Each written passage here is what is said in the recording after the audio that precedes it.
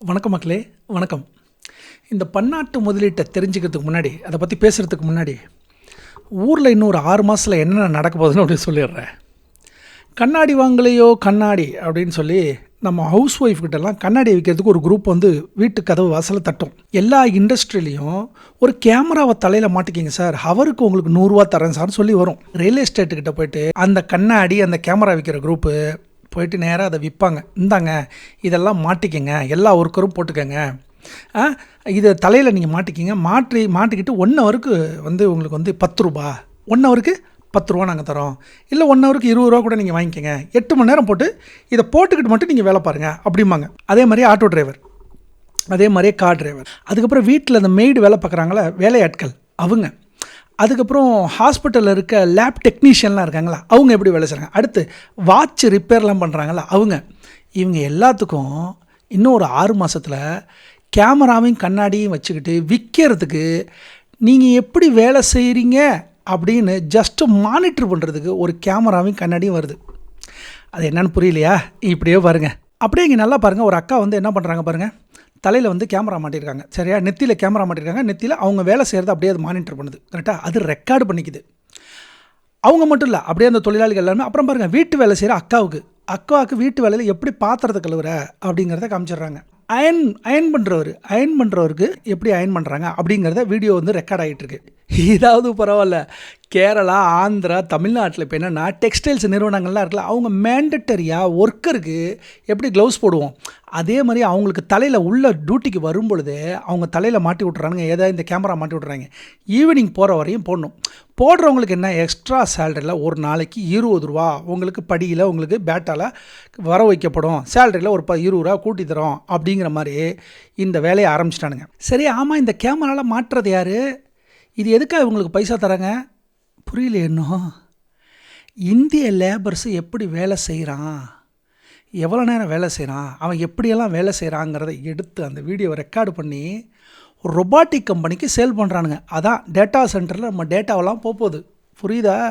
ஒரு ஒர்க்கரையும் ரொபாட்டிக் கம்பெனிகள் ரீப்ளேஸ்மெண்ட் பண்ண போகுது. அதுதான் சொல்கிறேன், 6 மாதத்தில் அந்த கண்ணாடி சேல்ஸ் பிச்சுக்கும் கேமரா சேல்ஸ் பிச்சுக்கும், 2 வருஷத்தில் ரொபாட்டிக்கு நம்ம தெருவில் வந்தாலும் வர்றதுக்கு நிறைய வாய்ப்புகள் இருக்குது.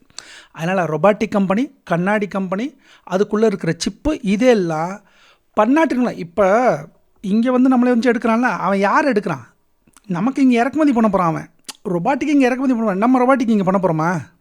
பண்ண போகிறது கிடையாது.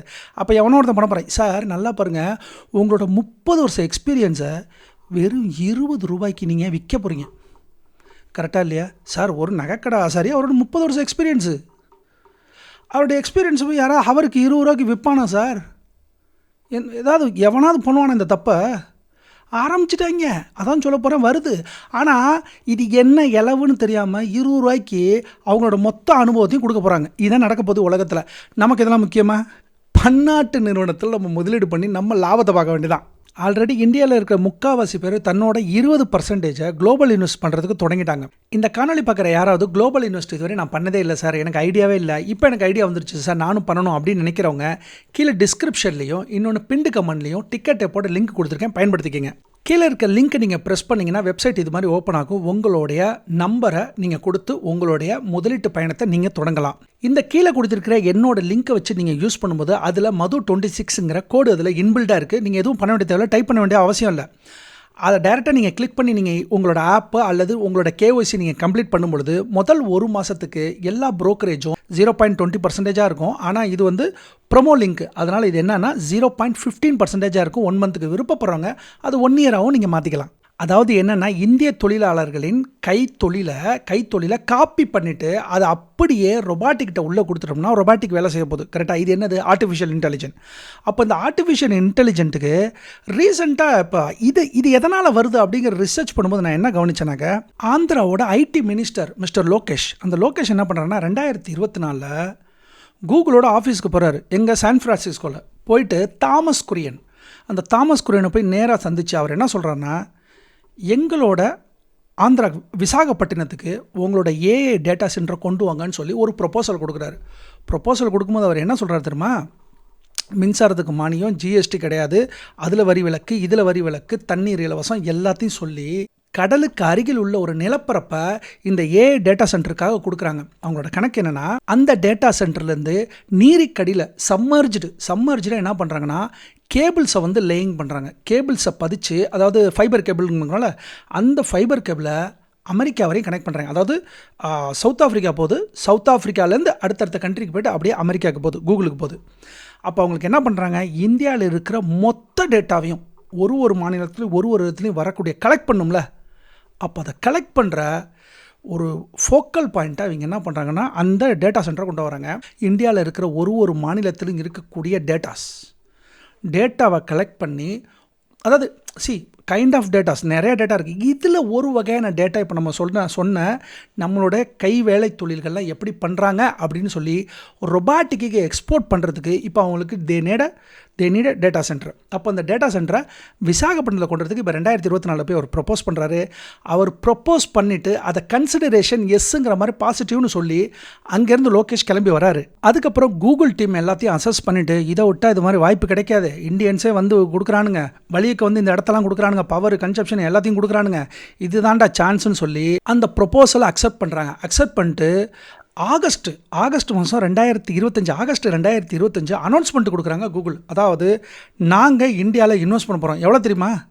14 லட்சம் கோடி சார். 14 லட்சம் கோடி சார். அதாவது 15 billion USD sir. 15 billion USD. நம்ம ஏன் சார் பண்ணல? தமிழ்நாடு ஏன் சார் பண்ணல? பண்ணாத நல்லதுன்னே வச்சுங்க. இருந்தாலும் அந்த டயத்தில் நம்ம என்ன பண்ணிக்கிட்டு இருந்தோம் தெரியுமா?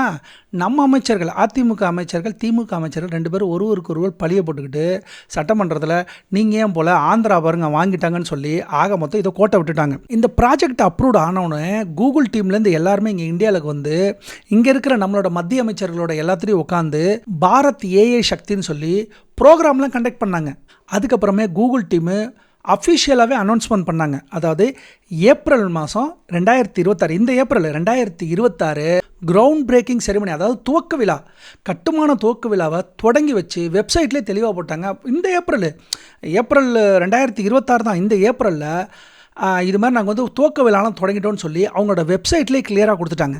அந்த கடற்கரையில் வருதில்ல அந்த டேட்டா சென்டர், அந்த கடற்கரை டேட்டா சென்டர் இது என்னென்னா அமெரிக்கா ப்ளஸ் இந்தியாவோட ஏஐ கனெக்ஷன் சப்சி கேட்வே. அதாவது சப்சி கேட்வேவாக இனி விசாகப்பட்டினம் தான் இருக்க போகுதுங்கிறத கூகுள் வெளிப்படையாக சொல்லிட்டாங்க அவங்க வெப்சைட்லேயும்.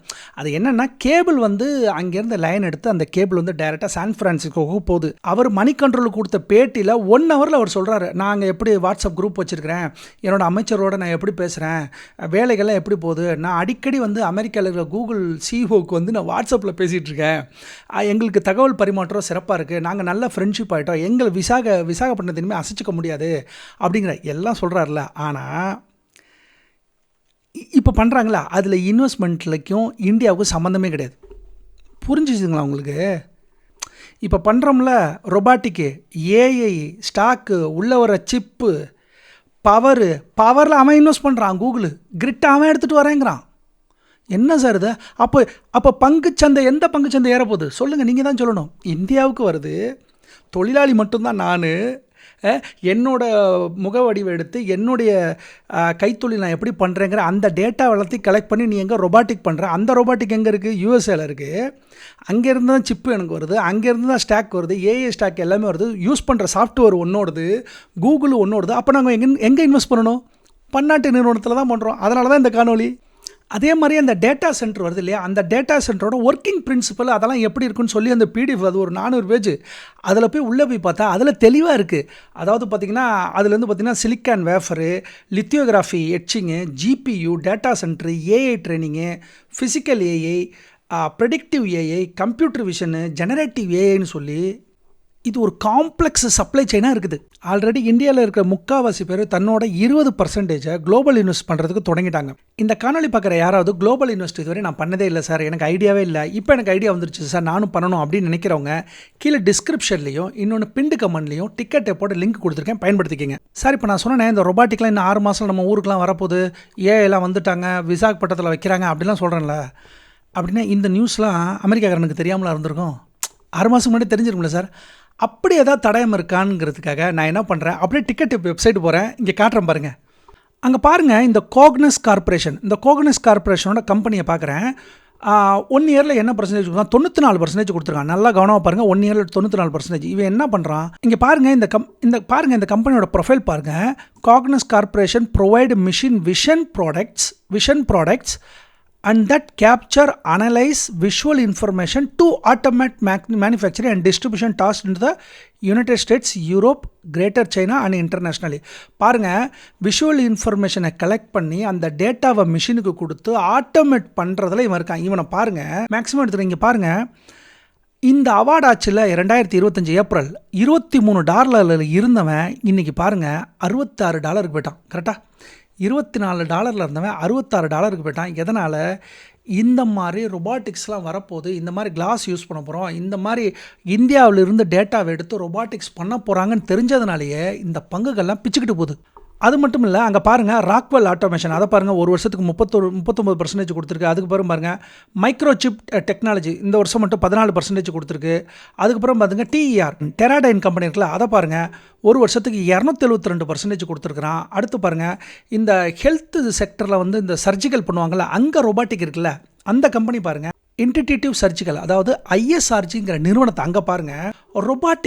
ரொபாட்டிக்ஸில் ஏதோ $5 ஏதோ குட்டி ஏதோ ஒரு பென்னி ஸ்டாக் இருக்குது. இப்போ ஒருத்தர் நினைக்கிறார், இல்லை சார் நான் ஒரு பங்குகளாக வாங்குறதுக்கு எனக்கு ETF இருந்தால் பெட்டராக இருக்கும் சார் அப்படின்னீங்கன்னா, இங்கே பாருங்கள் global X robotics artificial intelligent ETF தனியாக ETF இருக்குது, $35 இருக்குது. ஒருவேளை இதில் முதலீடு பண்ணணும்னு நினைக்கிறவங்க இதில் போய்ட்டு பைங்கிற ஆப்ஷனில் நீங்கள் போனீங்கன்னா முழுக்க நீங்கள் $35 வாங்க வேண்டிய அவசியம் இல்லை. இதில் பகுதி அளவு முதலீடு, அதாவது ஃப்ராக்ஷனல் ஷேரையும் நீங்கள் வாங்க முடியும். உங்கள்கிட்ட இருக்கிற $300, $500, $1000 இருந்தாலும், அதாவது $2000 மினிமம் நீங்கள் உள்ள பம்ப் பண்ணுவீங்க டிக்கெட்டை போலியா, அதில் 300லேருந்து நீங்கள் எப்போ வேணால் நீங்கள் முதலீடு பண்ணிக்கலாம். 300, 500, 1000 எப்போ வேணால் நீங்கள் முதலீடு பண்ணிக்கலாம். ஃப்ராக்ஷனல் ஷேரும் நீங்கள் வாங்க முடியும். முழு பங்கை வாங்க வேண்டிய அவசியம் இல்லை. ஆப்பிள் ஸ்டாக்கை முழுசாக நீங்கள் வாங்கணும் அவசியம் இல்லை. ஸ்பேஸ் எக்ஸை நீங்கள் முழுசாக வாங்கணும் அவசியம் இல்லை. நீங்கள் போடுற $300 அந்த பங்கு நாளைக்கு 4% இருந்தால் உங்கள் $300 4% ஏறும். 4% கீழே இறங்கும் போது உங்கள் $300 4% கீழே இறங்கும். புரிஞ்சிச்சிங்களா? அதனால் பகுதி முதலீடு இதில் வாய்ப்புகள் இருக்குங்க. இந்த டிக்கெட் இப்போ வெப்சைட்டில் போய்ட்டு உங்கள் கேஒய்சியை கம்ப்ளீட் பண்ணுறதுக்கு இதுக்கு ஒரு 10 நிமிஷம் தான் ஆகும். அதில் குறிப்பிட்ட பேங்க்குகள் மட்டும் தான் இருக்குது. அந்த பேங்க்குகளில் உங்கள் பேங்க் இருக்குதான்னு பார்த்துங்க. இன்னொன்று முக்கியமாக, அதிகப்படியாக போய்ட்டு இன்வெஸ்ட்மெண்ட்டை லம்சமாக பண்ணிடாதீங்க. ஏன்னா இப்போ எல்லோரும் என்ன சொல்கிறாங்க, அமெரிக்கெல்லாம் கீழே இறங்க போ சார், இறங்கட்டும். அவன் இறங்கினா நாளைக்கு நான் இந்தியா இறங்குவான் இல்லையா? அப்போ நான் 20% நான் எப்படி பண்ணணும்னா, எனக்கு தேவையான 3 வருஷத்துக்கு என்னோட 20%னா, அப்போ 3 வருஷத்தில் என்னோட 10 லட்சத்தை நான் இன்வெஸ்ட் பண்ணணும், 7 லட்சத்தை இன்வெஸ்ட் பண்ணணும், 5 லட்சத்தை இன்வெஸ்ட் பண்ணணும். மந்த்லி நான் இப்போ என்ன பண்ணலாம், மார்க்கெட் இறங்குது ஏறுது அது கணக்கு கிடையாது. என்னோட 20% வரக்கூடிய 3 வருஷத்தில் நான் பண்ணணுன்னா, நான் லம்சமாக பண்ணாமல் மாதம் 500, 1000, 2000, 10,000, 20,000 அந்த மாதிரி மட்டும் வாங்கினாலே போதுமானது. லம்சம் தயவு செஞ்சு பண்ணிடாதீங்க. அப்போ இந்த காணொலியில் இப்போ நம்ம இவ்வளோ நேரம் என்ன பார்த்தோம், எப்படி நம்ம பக்கத்து மாநிலமான ஆந்திராவில் லோகேஷுங்கிற ஒருத்தர் சான் ஃப்ரான்சிஸ்கோ போனார், எப்படி 15 பில்லியன் 14 லட்சம் கோடி அவரோட ஆர்டர் எப்படி கன்ஃபார்ம் பண்ணார், ப்ரப்போஸ் பண்ணார், கன்ஃபார்ம் பண்ணார். 2024 ப்ரப்போஸ் பண்ணார், 2025 கன்ஃபார்ம் பண்ணார், 2026 துவக்க விழா பண்ணி இப்போ 2030 ஆப்ரேஷனுக்கு போகிறாங்க. இந்த 15 மில்லியன் அந்த 14 லட்சம் கோடி இன்வெஸ்ட்மெண்ட்டுங்கிறது முழுக்க அமெரிக்காவை பங்குச்சந்தையில் தான் ரிஃப்ளெக்ட் ஆகுமே தவிர நம்ம பங்குச்சந்தையில் கிடையாது. பவர் செக்டரில் இருக்கிற கனெக்ஷன்ஸு, பவர் கொடுக்குறோம் இல்லையா, அதில் இருக்கிற பங்குகள் வேணால் இங்கே உயருமே தவிர முழுக்க செமிகண்டக்டரு, சாஃப்ட்வேர் ரிலேட்டடு, அதுக்கப்புறம் AI agent, LLM, software, robotics, இது எல்லாமே எங்கே இருக்குது, அடுத்த டேட்டா சென்டர், இது எல்லாமே எங்கே லிஸ்டடாக இருக்குன்னா அமெரிக்க பங்குச்சந்தையில் லிஸ்டடாக இருக்குது. நம்ம கண்ணு முன்னாடி 14 லட்சம் கோடிக்கு முதலீடு பண்ணிவிட்டு 2030 அதை நடைமுறைக்கும் வரப்போகுது ஆந்திரா விசாகப்பட்டினத்தில். அதுக்காக இப்போவே கடந்த 6 மாதமாக இப்போவே விஷுவல் இன்ஃபர்மேஷன்லாம் இப்போவே எடுக்க ஆரம்பிச்சிட்டாங்க, கலெக்ட் பண்ண ஆரம்பிச்சிட்டாங்க. அதை டேட்டா சென்டருக்கு கொடுக்க போகிறாங்க. இங்கே பாருங்கள் எவ்வளோ ப்ராக்ரஸாக இருக்காங்க பாருங்கள். இப்போ நான் பேசின ரொபாட்டிக்காக இருக்கட்டும், செமிகண்டக்டராக இருக்கட்டும், சிப்பாக இருக்கட்டும், ஏஆ இருக்கட்டும், டேட்டா சென்டராக இருக்கட்டும், பவராக இருக்கட்டும், கிரிட்டாக இருக்கட்டும், ஏஆ இருக்கட்டும், கூலிங்காக இருக்கட்டும், பேக்கப், முழுக்க எல்லாமே குளோபல் இன்வெஸ்ட் மட்டும்தான். அதனால் நம்மளோட 20% இந்தியா மேலே எனக்கு நம்பிக்கை இருக்குது. 80% நான் வச்சுக்கிறேன். 20% நான் தூக்கி குளோபல் இன்வெஸ்ட்டில் பண்ணுறேன் த்ரூ டிக்கெட் டேப் மூலியமாக. மக்களே, அப்போது காலத்துக்கு ஏற்ற மாதிரி இந்த நவீனமயமாக்கலில் நம்ம அவுடேட்டடாக இல்லாமல் அப்டேட்டடாக இருந்து மேலும் நம்மளோட ஐஎன்ஆரையும் ப்ரொடெக்ட் பண்ணிக்கிறேன். இன்னொன்று, நான் இந்தியாவில் மட்டும்தான் பண்ணிக்கிறேன், ப்ராப்பர் டைவர்சிஃபிகேஷன் இல்லைங்கிற அந்த நினப்பை, குற்ற உணர்ச்சி இல்லாமல் ப்ராப்பர் டைவர்சிஃபிகேஷனை பண்ணிவிட்டு என்னோட பணமும் வளருது. அதே மாதிரி இந்த இண்டஸ்ட்ரியோட வளரும் இண்டஸ்ட்ரியோடு சேர்ந்து வளர்றேங்கிற அந்த நம்பிக்கையோட எல்லோரும் சேர்ந்து பயணிப்போம். நன்றி மக்களே.